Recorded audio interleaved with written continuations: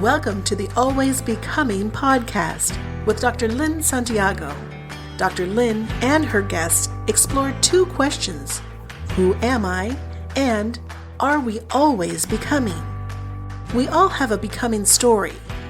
Be inspired by the personal becoming stories told by guests who share the risks and challenges, the successes and the letdowns, the joys and the heartaches they experience while on their own becoming journey. Here's your host, Dr. Lynn Santiago. Hello, everybody, and welcome back. I truly hope you are having a wonderful day. I had a great conversation with psychotherapist Elena Simonsen. Elena is so passionate about what she does. She works with people who are struggling with addictive behaviors and trauma. She helps her clients navigate through change. Now, most of us do not like going through change. We do not like the experience of change. Heck, I am needing to get a new cell phone and I am stressing out about it. But seriously, change, even if it's something good, can be difficult to deal with.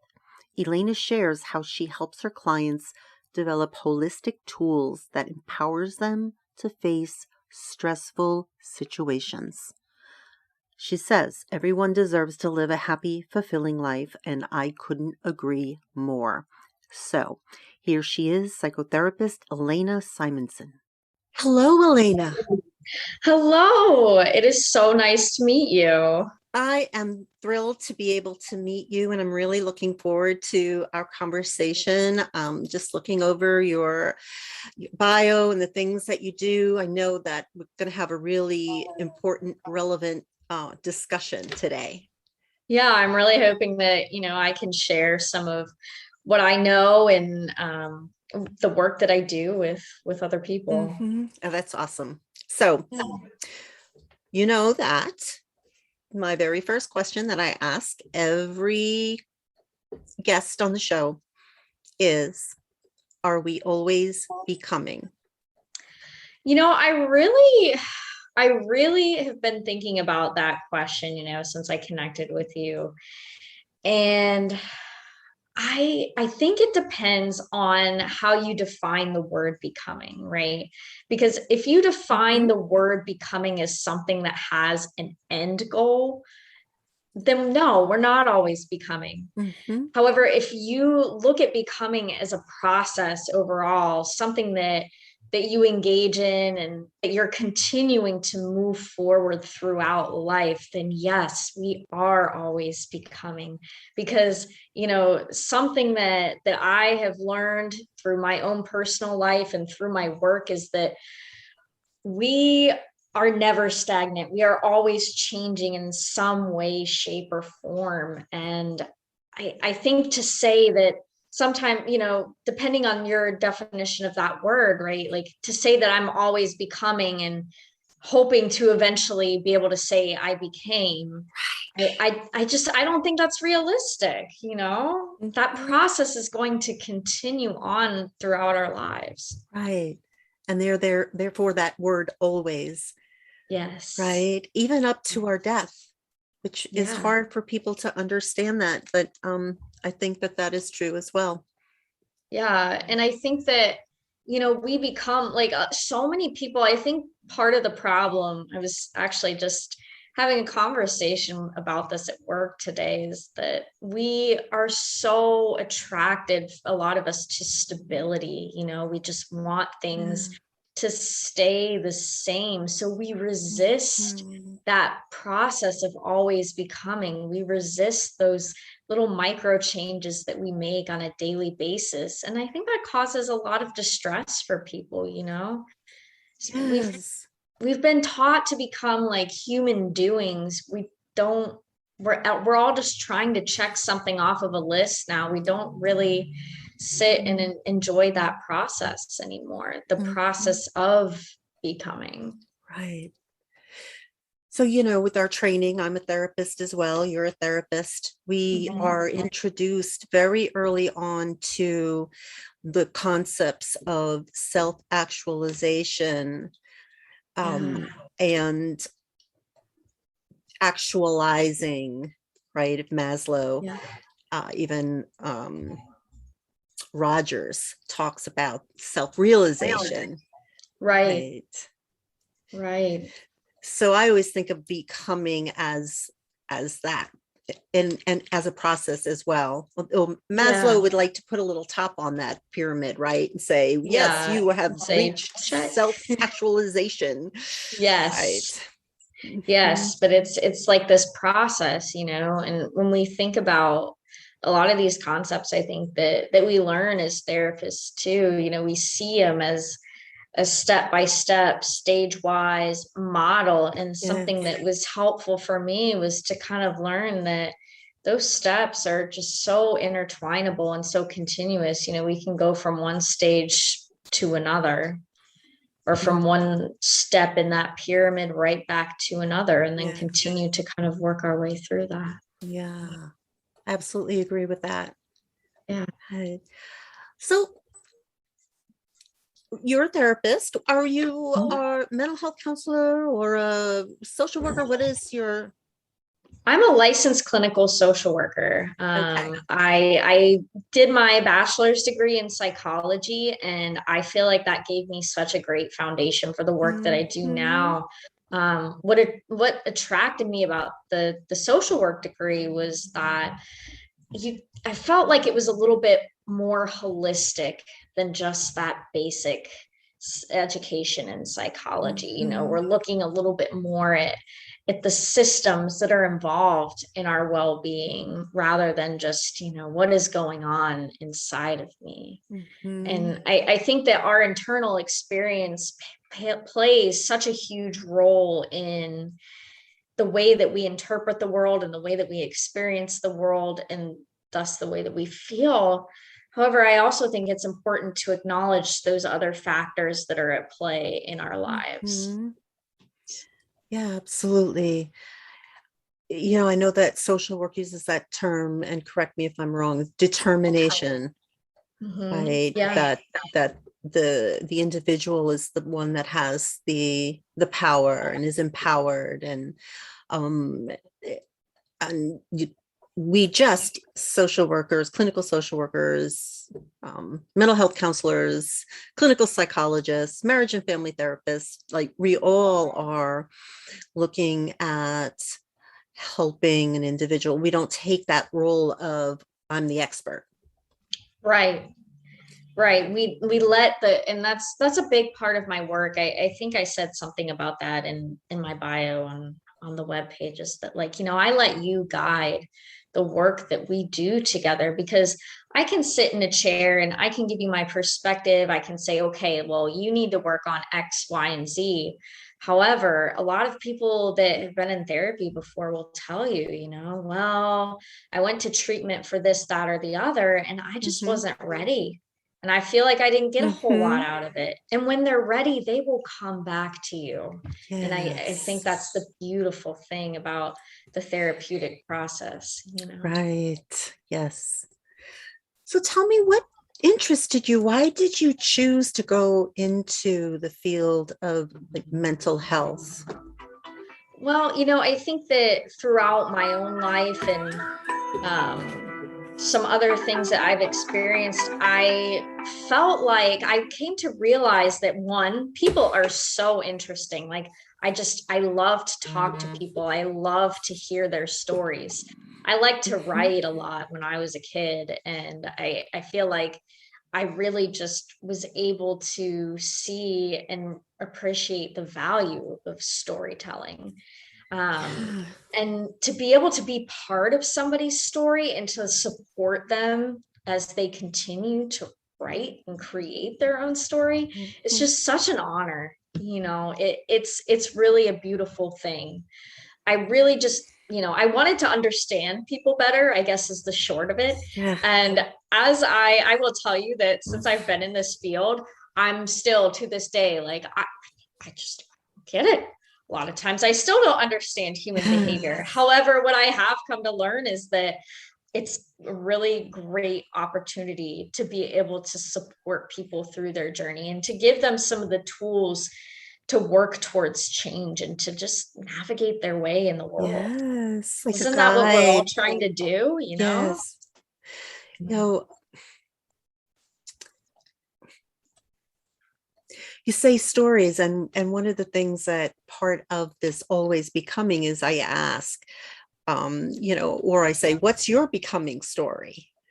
Right? Yeah. Because Yeah. it's about that becoming journey. It's about that life journey, and it is always evolving and always opening itself and revealing itself. And I also like the whole idea of chapters, because as readers, when we're reading a book, we don't know what is going to be in the next chapter. Just Yeah. like our lives, right? We don't know who is going to be there, who's going to enter into it, who new characters, who the characters that are going to depart, the events that are going to happen. Yeah. And I think I know me in my own life and a lot of the people I've worked with, it's hard to not know what's coming next. Exactly. And a lot of us, I think, feel really alone and isolated in that. And even if I can just be someone that is here, some people come in and some people come to me and they say, I don't have a whole lot of people I can talk to right now. Just being able to give people a safe space to express how they're feeling and to um and to kind of learn that it's okay to trust other people, to practice building connections with another people. I think it's really something incredible. It's something that was stigmatized. I think, when I was growing up, you didn't go see a therapist or psychiatrist because there was this underlying unspoken idea that meant that something was wrong with you. And I like to provide that safe space to show people that no, being able to express how I'm feeling is one of the most powerful and strength showing, for lack of a better word, qualities that somebody can have. Yes, yes, absolutely. I think it takes a lot of courage, and that is another thing that's good about people, going into therapy, is that it does take a lot of courage to get in, to make that first appointment. Oh yeah. I really have to give people credit, because for every one person that actually does that, there's probably who knows how many 20, 30, 40, 50, 100 people who say, I think I probably could go to therapy. And they never do it, right? And they never do. Yeah. Exactly. I've heard a lot of stories of people saying I should go to therapy, and I don't. Yeah. So earlier you said you talked about people not liking change, right? And we're talking about the becoming process, and it's something that's evolving and it's moving, but yet people don't like to change. Yeah. And I think that has a lot also to do with that sense of control and that sense of not knowing what's in front of you. Right. Yeah. And especially in the world today, there has been so much change over the last 2 years. And I think people are having a really hard time with that.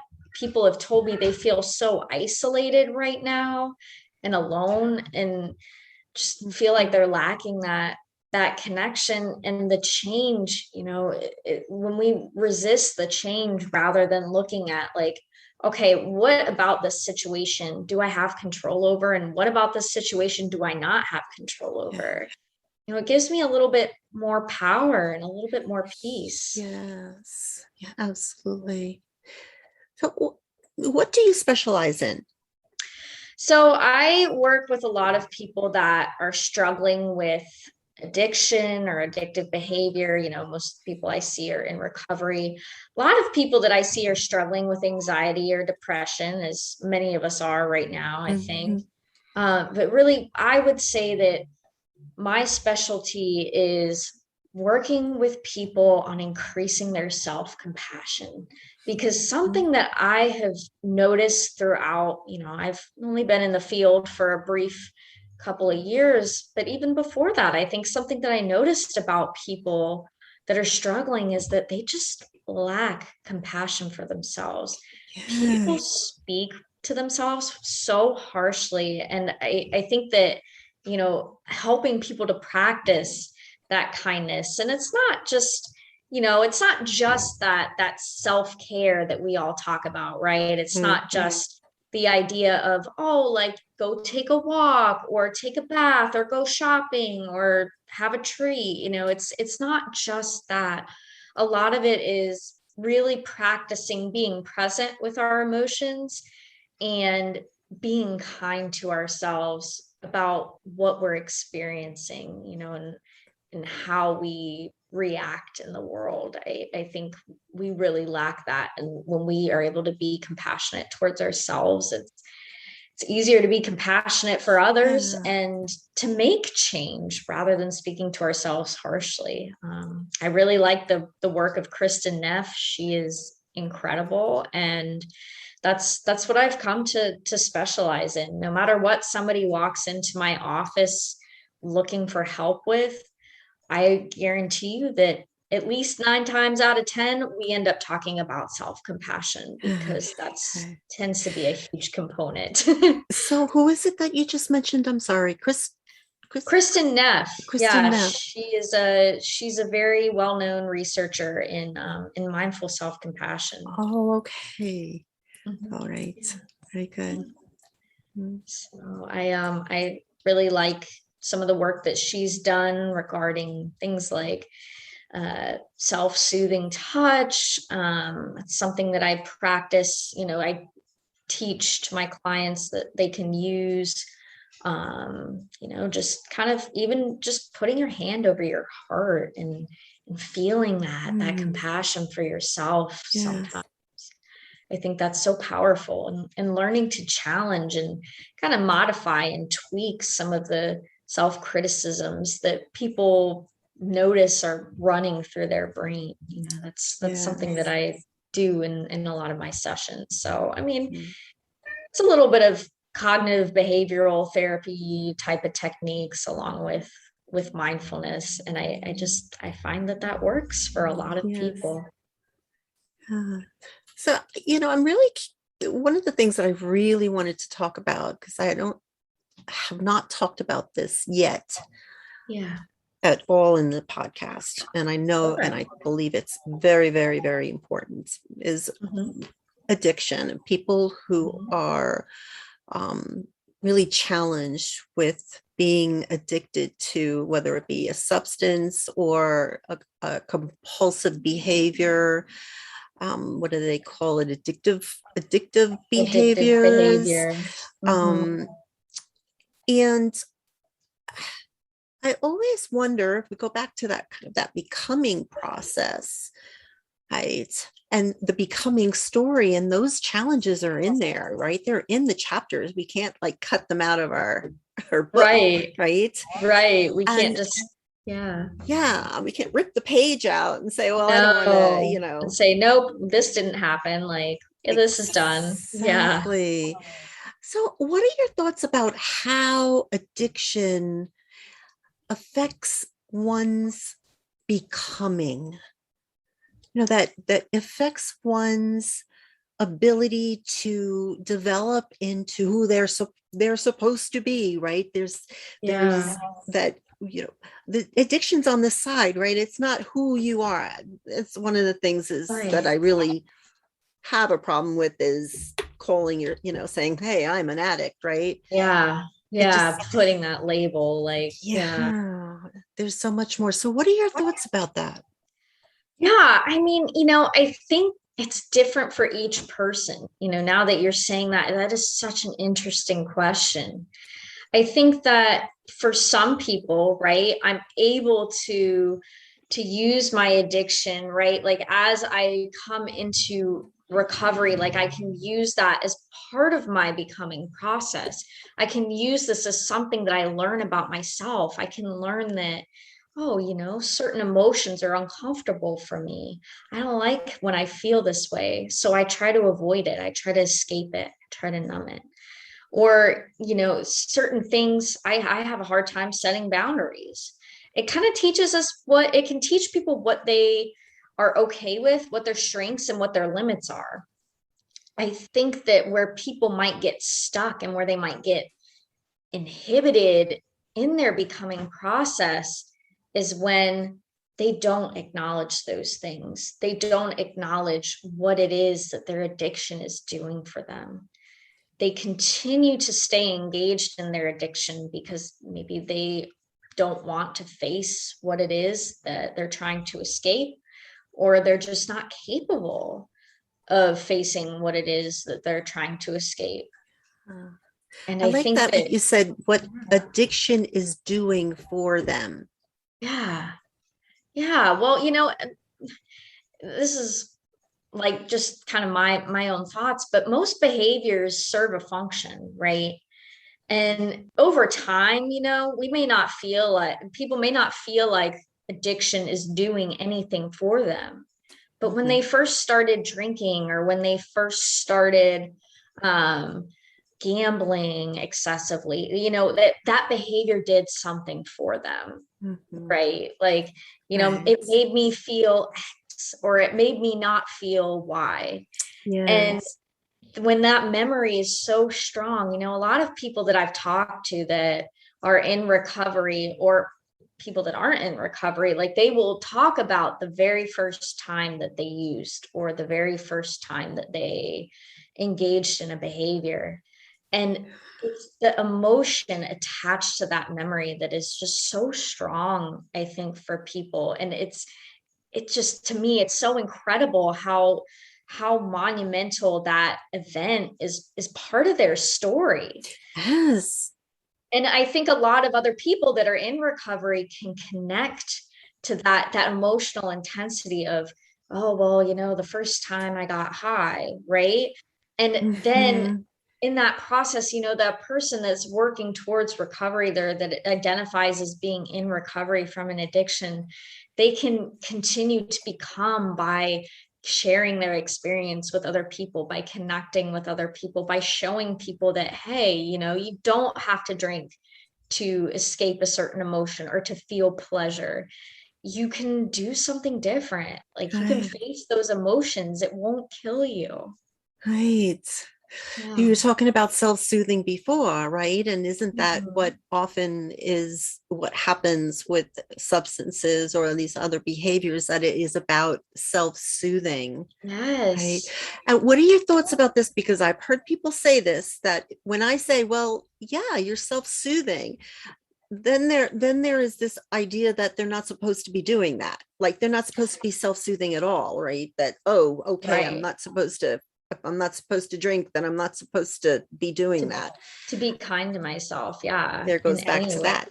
Yeah. Back to that mindful self-compassion. I think a lot Mhm. of that is, again, understanding where this is coming from, right? Like, why did I start using in the first place? Or why did I become addicted to some sort of behavior in the first place? Mhm. And giving myself some compassion for that, because there was a part of me that was having a really hard time, or that really connected with that moment that I had, right, when I Right. first used. And acknowledging that, like, yes, this worked for me. I was trying to get myself out of something or increase my pleasure or whatever it is. And I'm proud of myself for figuring a way out of that. However, this isn't working for me anymore. It's a And now, loss. right, it's a loss, and now, like, processing that loss and giving yourself, I think, for people to give themselves compassion for trying to find something Mhm. different. Yeah. I like to normalize the idea of self-soothing, and I always bring them back to their, infancy, right? That you Mhm. learned how to self-soothe with your pacifier and your favorite blankie and your that you didn't let go of, and it was dirty and smelly and you Yeah. couldn't let go of it, Yeah, or like your you couldn't let go. exactly, or Yeah. that teddy bear that is just your Yes. special, that you just soothe yourself with, right? Yeah. And I think that people don't realize that, oh yeah, right, that just because you are no longer a baby or a toddler, doesn't mean you don't need Yeah, that you don't need to this. be cared for, you Right. know? And have those tools to soothe you when things are rough, when you're feeling intense negative emotions, Right. that it's okay for us to, find healthy ways to soothe. Yes. Oh, and I think that's going to come right back into my next question. What do you mean by holistic tools? So I think when we think about, a lot of times when people think about mental health, they only think about, how I'm feeling, right? People don't consider how much affects how we're feeling. I'll Mhm. I'll give an example from my own personal life. I know when I'm stressed, I have the worst GI issues. Like, it's terrible. I will talk about it all the time, right? Mhm. So I have to address both the stress and then also maybe take a look at, like, okay, what are my eating habits like right now? Maybe I shouldn't be drinking that much coffee. Am I sleeping? Mm. Right? Because these things all impact how we're feeling. And in turn, how we're feeling tends to impact how I'm treating myself. Right. If I'm feeling maybe really anxious, for example, and stressed out, I'm probably not going to take the time to do some of these things that I need to do because, again, like, we've learned that it's so important to take care of others. And yet we typically don't step back and look at what we need to do for ourselves so that we can Mhm. take care of others to the best of our ability. Exactly. It's funny that you say that because what I posted today Mhm. on Instagram was, well, the first post was about the things to do to nourish and hydrate yourself while on your becoming journey, right? But the second thing I posted was about, said self-care is not selfish, Yes. which is just what you're Yes. talking about. I agree. And one of the things I like about this mindful self-compassion approach too is this idea that, a lot of people, like, one of the myths of mindful self-compassion is that it's selfish, right? Like, I'm putting myself first. No, it's really not. There's this soothing myself, and also there's this component of soothing myself and also going and doing and acting in the world, right? Like, Mhm. I'm soothing myself so that I can take care of other people, because if I'm drained, how am I supposed Mhm. to do that? Exactly. You know? Yeah. And I think it's just so important that we take care of ourselves physically too, Mhm. and I, part of my background is working in a psychiatric hospital. So I've seen people come in like at their lowest points. And Mhm. some of the work that I do with them is just like, hey, were you sleeping? Got to make sure that you're drinking enough water, really just helping people to get to where I'm meeting my basic needs. Because again, if we look at Maslow's hierarchy of needs, right? Like, Mhm. how am I supposed to self actualize? Like, what progress am I going to make in the therapy room if I'm like malnourished, if I'm only Mhm. sleeping a couple of hours a night? Right.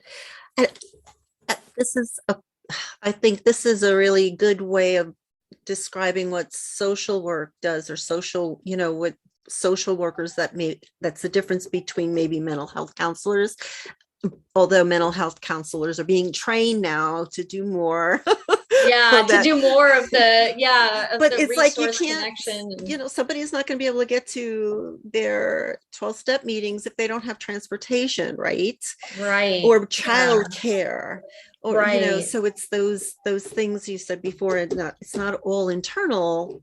It's taking care of these things that are external so that you can take care of those things that are internal. Right. Yeah, like, something that I really value about the private practice that I work with is that, one of the missions that Jamie, the owner, has is to help make mental health care accessible to everyone, right? And Yes. like, maybe that doesn't look like going to traditional therapy right now, because maybe I've got going on with work, and maybe I can learn, right? I can be provided with some resources that can help me take care of myself in different ways than just sitting in the therapy room, you know? Yes.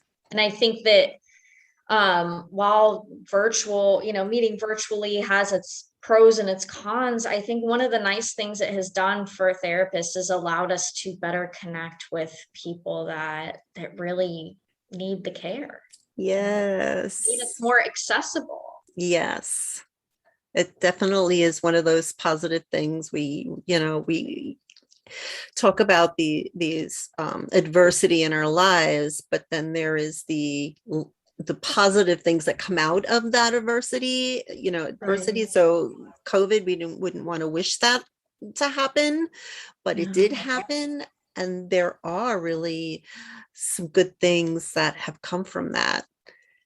Which I think is exactly what you're saying. A lot of people who would not have reached out for it and the people that thought that they didn't like it. I had clients that I would say, like, they couldn't come in because childcare or something, right? Right. And I'd say, well, we could do telehealth. No, I don't think so. I don't think I prefer in the office. Okay. Now I say, you want to go back to the office? And they're like, no, I like this, Well, yeah, it's just so much easier. You can sit in the comfort of your own home. However, then you've got all those challenges, right? Of like, okay, let's keep our focus in the session. There's all these things. So, I mean, in a way, it's a good mindfulness practice for people, Yes. Yeah. I love the clients that are now, having their sessions in their car, although I have to always say, no driving. Yeah, no driving. No driving. Make sure nobody else is in there. And nobody else is in there, right? But they are taking their lunch breaks, and they have that ability now to be able to get in their car and have a session in private, during the day.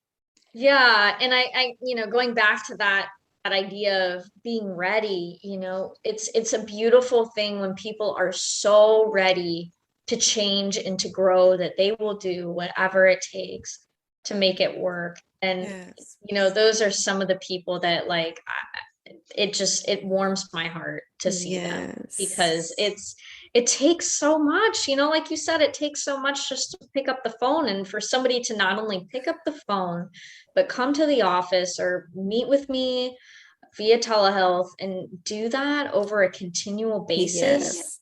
It is just, my heart glows. So Yes, I think that's the stuff that feeds us as therapists. Oh yeah, definitely. Right.